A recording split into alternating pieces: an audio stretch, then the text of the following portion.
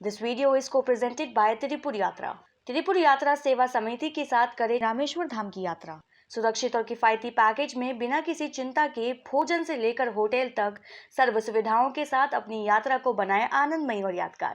Package book करने के लिए स्क्रीन पर दिए नंबर पर संपर्क करें। बांधवगढ़ पार्क में नए गाइडों के चयन के लिए आदेश जारी, गाइडों के प्रशिक्षण की तैयारियां भी शुरू। नमस्कार, स्वागत है आप सभी का। मैं हूं पायल पवार और आप देख रहे हैं vocal news Shahdol. Bandhavgarh national park प्रबंधन द्वारा एक अच्छी खबर निकलकर सामने आई है। जानकारी है कि बांधवगढ़ पार्क प्रबंधन द्वारा नए गाइड व पर्यटक सहायकों के चयन के लिए विज्ञप्ति जारी की गई है। गाइड व पर्यटक सहायकों को 40 से 50 लोगों का दल गठित कर प्रशिक्षण दिया जाएगा और यह सारी प्रक्रिया नवंबर से प्रारंभ कर दी जाएगी। तो आज इसी विषय पर चर्चा के लिए जुड़ते हैं हमारे सहयोगी अमन के साथ। तो अमन, वर्तमान में कितने गाइड रजिस्टर्ड हैं और वन्य जीव नियमों के अनुसार पार्क में पर्यटन वाहन के मुकाबले गाइडों की कितनी संख्या होनी चाहिए? जी देखिए, बांधवगढ़ नेशनल पार्क पूरे देश में प्रसिद्ध है बाघों के लिए। और यहाँ पर पर्यटकों की जो गाइडों की समस्या है वो लगातार सामने आती रहती है। इसी के समाधान के तौर पर वन विभाग बांधवगढ़ नेशनल पार्क प्रबंधन द्वारा ये फैसला लिया गया है, जिसमें नए गाइडों का चयन करके उनका प्रशिक्षण दिया जाएगा और उन्हें नियमित तौर पर यहाँ पर ड्यूटी में लगाया जाएगा।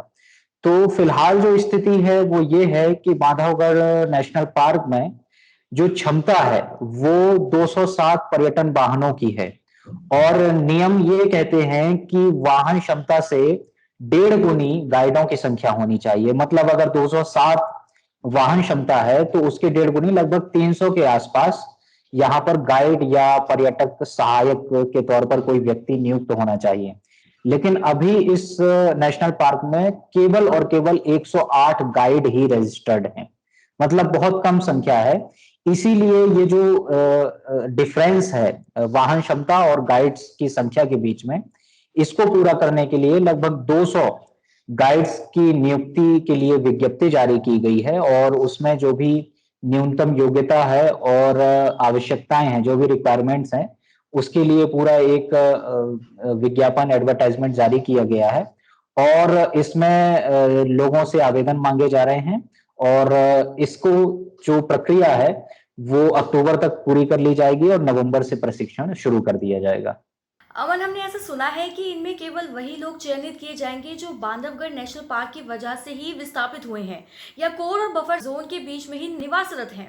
इस नेशनल पार्क में गाइडों की 2 श्रेणी तय की गई है। तो अमन, हमें इसके बारे में कुछ बताएं और साथ ही गाइडों की इस चयन प्रक्रिया के बारे में भी बताएं।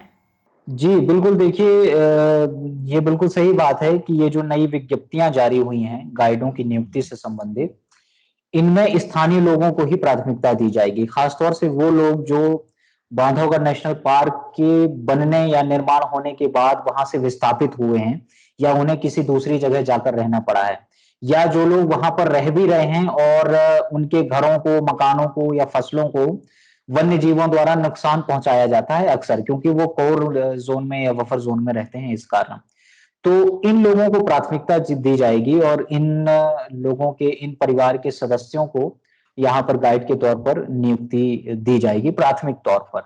तो एक तो ये स्थिति है। दूसरा जो आपने सवाल किया कि जो श्रेणियां हैं यहाँ पर, तो 2 श्रेणियां हैं अभी फिलहाल गाइडों की, G1 श्रेणी और G2 श्रेणी। इसमें होता यह है कि G1 श्रेणी के तहत वे गाइड आते हैं जिनको प्रत्येक टूर के लिए, जो भी एक गाड़ी जाती है टूर कराने के लिए पर्यटकों को, तो उस प्रत्येक टूर के लिए 600 रुपए मिलता है। तो G1 गाइड जो थोड़े ज्यादा क्वालिफाइड हैं या जो ज्यादा इलाके को जानते हैं, तो उन्हें 600 रुपए G1 कैटेगरी के तहत मिलता है और G2 कैटेगरी के तहत लगभग 400, 450, 600 रुपए, माफ कीजिए, इन पर्यटकों 400 रुपए पर्यटकों को, गाइडों को मिलता है प्रत्येक टूर के लिए। तो ये 2 श्रेणियां हैं, G1 और G2 की। फिर इसके बाद जो तीसरा सवाल आपने पूछा है चयन प्रक्रिया का, तो चयन प्रक्रिया का जैसे मैंने बताया कि न्यूनतम अर्हताएं जो हैं वो प्रबंधन द्वारा जारी कर दी गई हैं। उसमें आपको एक क्वालिफिकेशन जो जरूरी है 12वीं कक्षा के साथ, इसके साथ ही 3 साल का गाइडिंग का अनुभव है। फिर उसमें और भी कुछ चीजें जोड़ी गई हैं जिसके जनरल नॉलेज है या बांधवगढ़ नेशनल पार्क की जो ज्योग्राफी की जानकारी है, स्थानीय जो वहाँ की भाषा है वो, ये संबंध इस पूरी जानकारियों के तहत जिस व्यक्ति को चयन किया जाएगा, उसे 40 से 50 एक व्यक्ति के समूह में गठित किया जाएगा और ये पूरी प्रक्रिया अक्टूबर के अंतिम तक समाप्त कर ली जाएगी और नवंबर के पहले सप्ताह से प्रशिक्षण शुरू कर दिया जाएगा और प्रशिक्षण के बाद इनकी गाइडों के या पर्यटक सहायक के तौर पर नियुक्ति कर दी जाएगी। तो ये पूरी प्रक्रिया और पूरी विज्ञप्ति है जो प्रबंधन द्वारा जारी की गई है और इस पर अभी अमल किया जा रहा है। बहुत बहुत शुक्रिया अमन, हमारे साथ जुड़ने के लिए और हमें ये जानकारी देने के लिए। प्रबंधन द्वारा जारी विज्ञप्ति में गाइड के लिए योग्यता और जरूरी दस्तावेजों के विषय में भी जानकारी दी गई है और आवेदनकर्ताओं को इन सभी मानदंडों को पूरा करना होगा। अक्टूबर के आखिरी माह तक दल गठित कर चयन प्रक्रिया पूरी कर ली जाएगी और नवंबर के पहले सप्ताह से नए गाइडों का प्रशिक्षण शुरू कर दिया जाएगा।